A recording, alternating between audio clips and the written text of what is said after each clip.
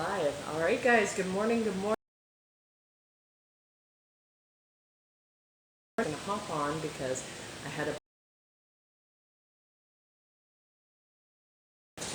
fall asleep last night. Was I just laid down, fell asleep with clothes on, makeup on, everything. Lights are all. I had a really good rest last night, but I woke up feeling well rested and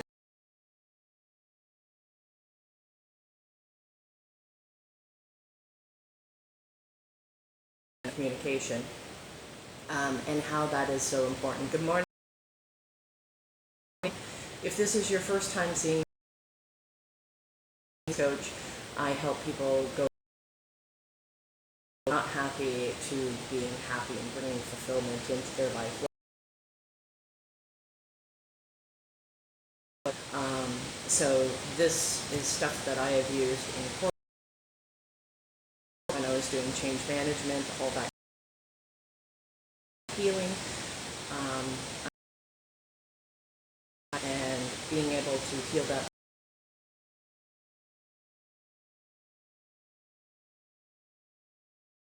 If I can get through that, I want to be able to share that with others and help them heal their life. That happiness is possible. There is a way to get out of that darkness, and so with the experiences that I share, a lot of times it's a combination of personal and professional. Business has always been something that is important to me. I love to work, and I spend a lot of time at work, and now I get to choose who I have in my life instead of sometimes not choosing. So what I wanted to talk about today, I wanted to start off with a little story. So this is more on the personal level. Back when I lived in Brampton, we lived in the suburbs, and I was in like a basement, a 2-bedroom basement apartment, and it had a walkout to the backyard.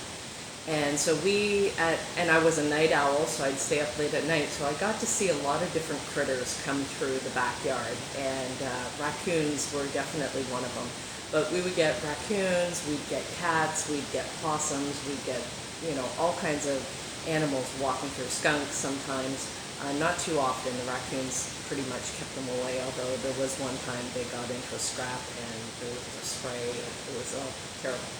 Anyway, so these raccoons would come around, and I got to be able to just watch them through the backyard, and I would put food out for the cats. Of course, the raccoons would come and eat that, and then they decided that they would, if I didn't put food out, that they would be at the window going, hey, lady, there's no food in the dish here.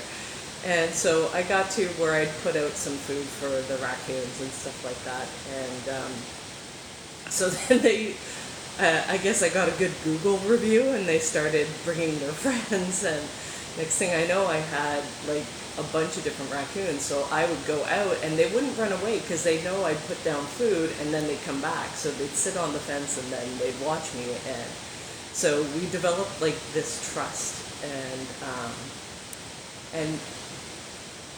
they kept coming back. And at one point, though, it got to the point where there were multiple families of raccoons that ended up coming in. So there were 3 groups of 5 that kind of came in. And then they would start getting aggressive and territorial, and then they'd start fighting. And I'd see them out in the backyard fighting, even though that there wasn't any food down. And I would go out, and I would break up the raccoon fight. So it's a peacemaker through and through all the way. That I would go out, and I'd break up the raccoon. At one time, I was in the middle of the backyard, and this is how crazy I am. Crazy lady in the middle of the night telling the raccoons, no fighting, no fighting. Not allowed to fight. And they just sat there and looked at me. It's like, damn, this bitch is crazier than us. So, and they didn't. And so what I ended up doing is I put out 3 different stations of food so that they could to show them that there was enough to go around, that they didn't have to attack each other to get their needs met. And so why I'm telling this raccoon story is because it's the same thing in business and in communication when dealing with people. Number one rule, no fighting. No fucking fighting whatsoever. There is no need to attack each other. And if you are attacking somebody, you are in a state of fear. You need to work on your emotions. End of story. Bottom line. Hard rule. There's no excuse for you to be lashing out. If you are lashing out, it is because you are in pain. End of story. So the raccoons would come around and I would do that. And same thing in business. When people were fighting, I often got sent in to diffuse the bombs that were going off. And I just seem to have this calming, peaceful presence. And I can understand both sides and be able to mitigate some of those challenges. And that is one of the benefits, one of the survival skills I developed to survive my childhood. Because if I didn't learn how to get the abuser to calm the fuck down, then shit would go really, really bad. And so I developed really, really strong skills for communication and the power of observation. I would be able to know just by the twitch of an eye if something set them off. And I would often jump in to protect my mom and my brother.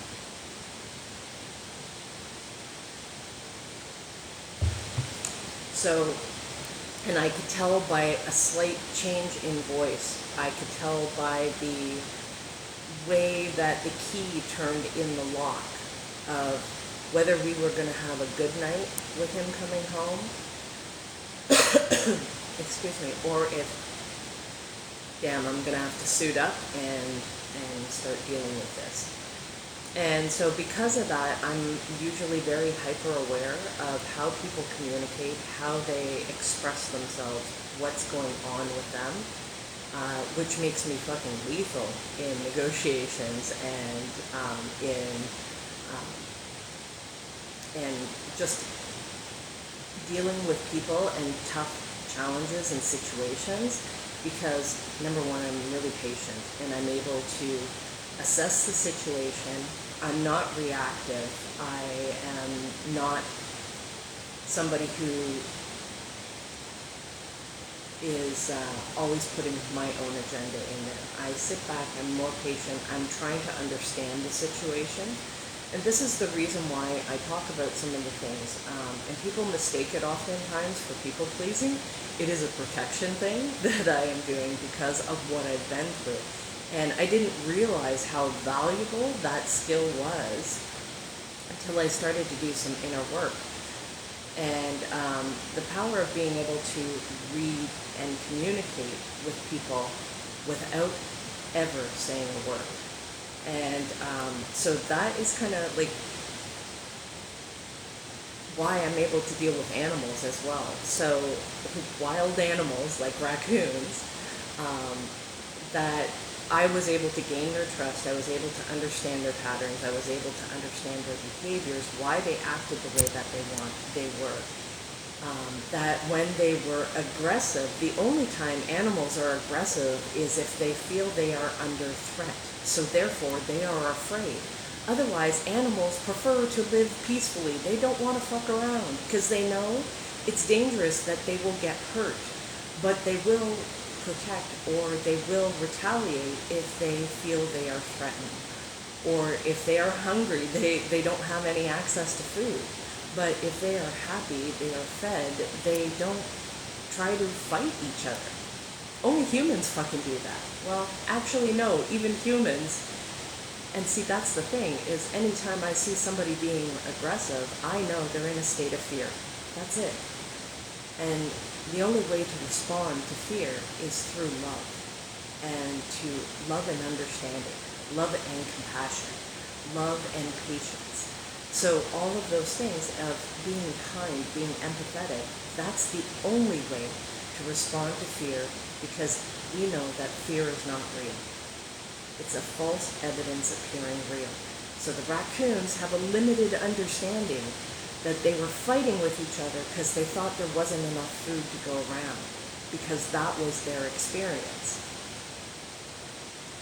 So if you see that with raccoons, how can we transfer that over to people, that it is their experience, their limited experience? So if you are more evolved, you have a more, not that you're higher or better than somebody, but you have a more expanded viewpoint of the abundance that is available to you, that is available in the world. Of course you're not going to react with aggression. Of course you're not going to react with fear, because you understand that abundance is available, that energy is available, that money is available if we choose to do the right things. If you don't know the path and you don't understand, you can't help but be aggressive about it, because you think that the resources are limited, that you think that it's not possible for you to get what you want unless you take it from somebody else. Understand that. So if you have a sales rep that's aggressive, that they're like, oh, I'm going to crush it. That sales rep is in a lack mindset. End of story. They are not a high quality closer if they are in that aggressive, oh, I'm going to dominate, I'm going to crush them. No, because you know that there's enough to go around. There's enough to go around. It's a matter of having that energy flow and being the person that that energy wants to flow to. Okay? When you are the person that energy, money is energy, it will flow to you naturally, because that's who you are. Just like I was able to gain the trust of the raccoons by showing my consistent behavior. It had nothing to do with them. Their behavior, they did what they do. They're raccoons, right? But my behavior was consistent. I showed consistently I was not here to hurt them, that I wasn't here to get anything from them. Imagine that we apply that idea in business, in every interaction that we have with others. I'm not here to get something from you. I'm here to provide. I'm here to show you, at least even if I'm not here to provide, I'm not here to harm you. That kind of energy attracts abundance. It enables trust. It fosters trust. It allows people to relax in your presence. It gives them a sense of safety, that everything is okay. And I would have these raccoons. It was my entertainment. So I would often lay down on the floor looking outside the screen door, and I'd have, somewhere there's a picture of me, I'd have to find it. But I'm laying on the floor watching the raccoons and the other animals, because sometimes I get possums or skunks or whatever in the backyard. And I'd have like a cat on my back while I'm laying on the floor watching these. And I love watching animals, and I love watching people and seeing how they interact. And I just love that power of observation and trying to seek that understanding of why are they doing what they're doing. Why did they behave in that particular way? What's going on with them? So having a sense of curiosity is a better way to operate, because it allows you to be more understanding of people, more understanding of their behavior and their experiences. Another story I wanted to tell was about a feral cat, Mittens. It's a little black and white tuxedo cat. He started coming around in the backyard, and I started putting out food for him. And he was feral, so most people look at feral cats as they're dangerous, they're angry, they're sick, they're diseased. Okay? And they see raccoons as that way too. And yes, there is potential that they could have illnesses and stuff like that, so be careful.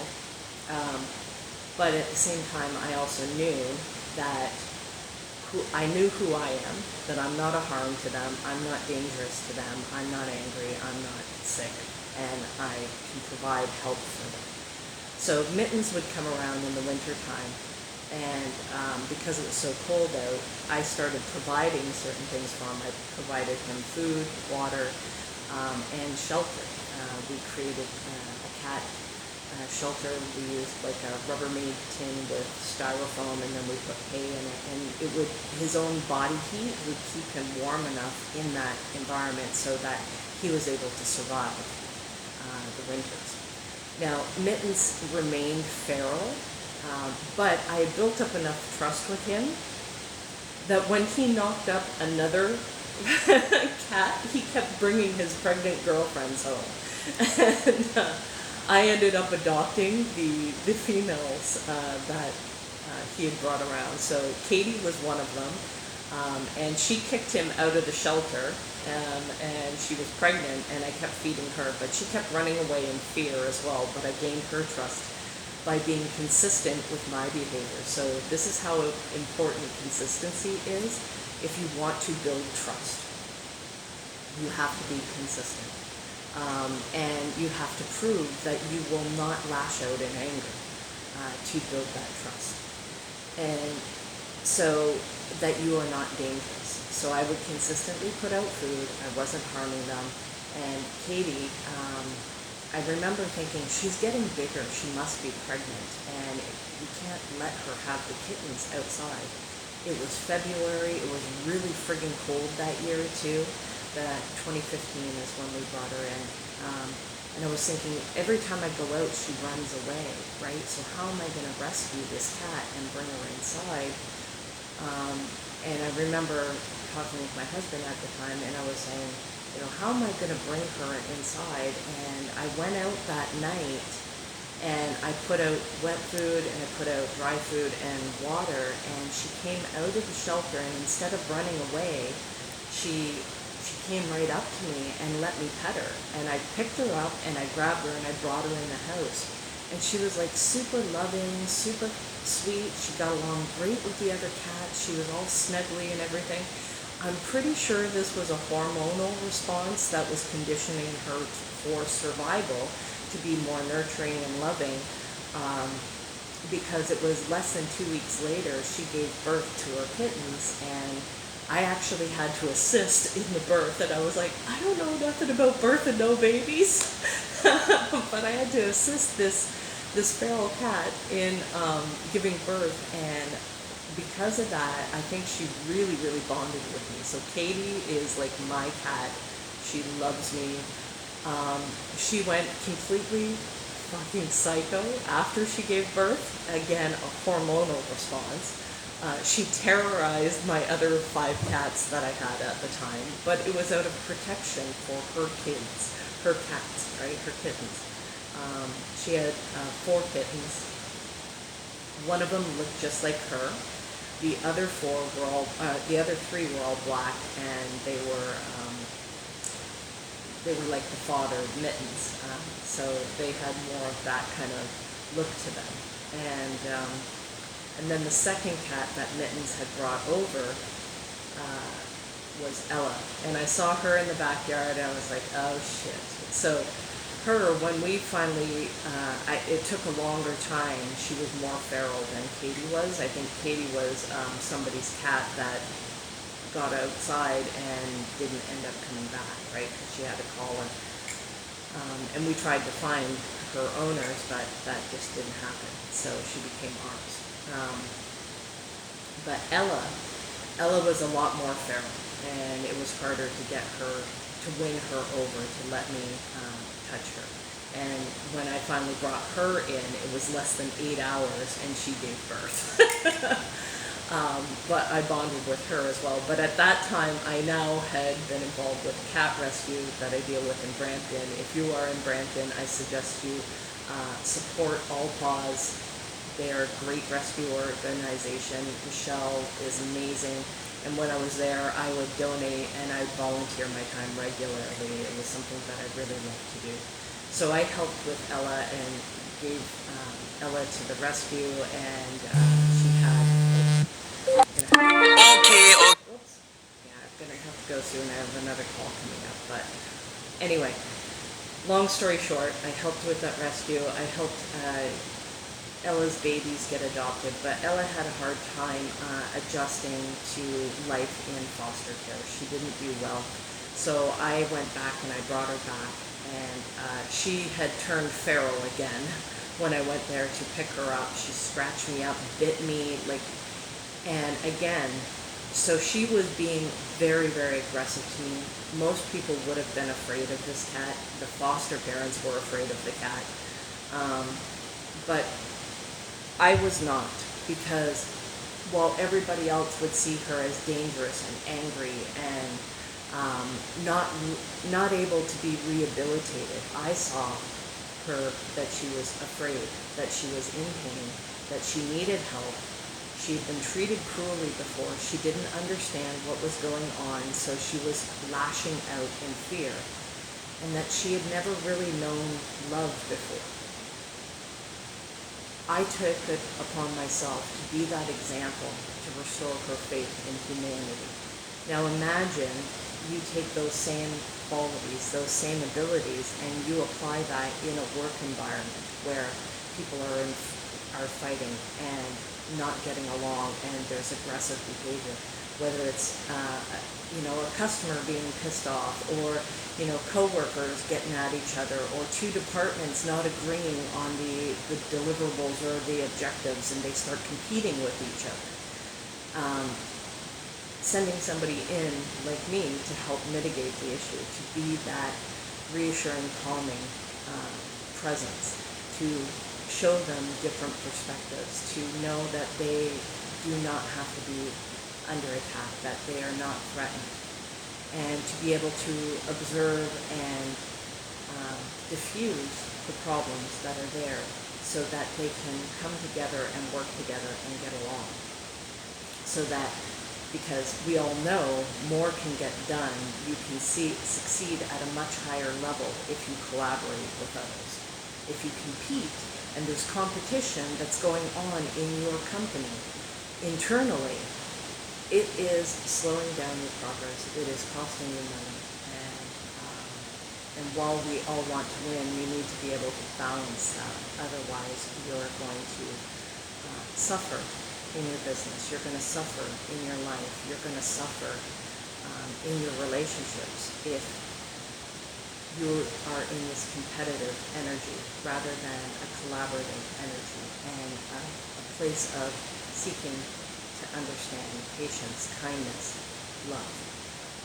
So, guys, with that, let me know if you like this. I may start doing the morning lives a little bit more consistently. And because I fell asleep with my clothes on, my makeup on, I felt okay to come on. So yeah. Anyway, guys, I hope you have an amazing day. I will be on tonight, 9 p.m. Eastern Standard Time. I'll have more stuff to talk about. For if you need help with being happier in your personal life, I will share stuff there. And if you need help in your business, with your people being happier in their work life, reach out to me and let's talk. Okay? Thanks, guys. Have a great day. Bye.